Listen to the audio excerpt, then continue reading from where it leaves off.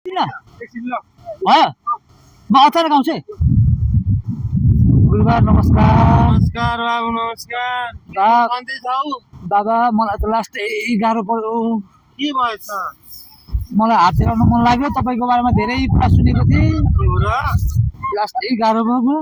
दक्षिणा राख त बाबु, दक्षिणा। बुवाको मसत धेरै छैन।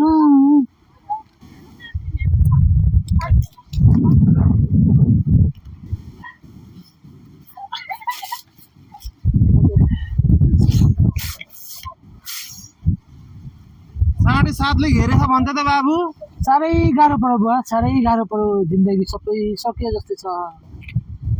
यही साल बुढी पनि पहिला गई। पहिला पनि गइन् बुवा, सबै खाइदिए सम्पत्ति पनि। तेरिका यो त राक्षसनी नै रहेछ नि बाबु। अब यसको उपाय दिनु पर्यो बुवा। उपाय अब यो साल चाहिँ तिम्रो अलिकति चक्र छ हेर बाबु। अर्को सालतिर चाहिँ फेरि एउटा कन्या भित्राउ है त। त्यसको लागि मैले के गर्नुपर्छ औँठी लाउनु? त्यसको लागि तिमीले औँठी छ,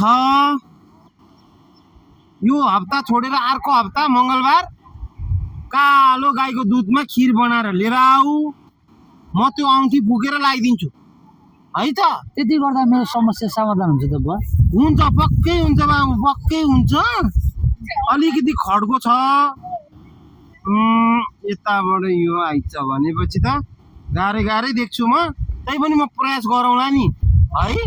हुन्छ। तर अलिकति दाम दक्षिणा चाहिँ अब अलिकति बुझ न।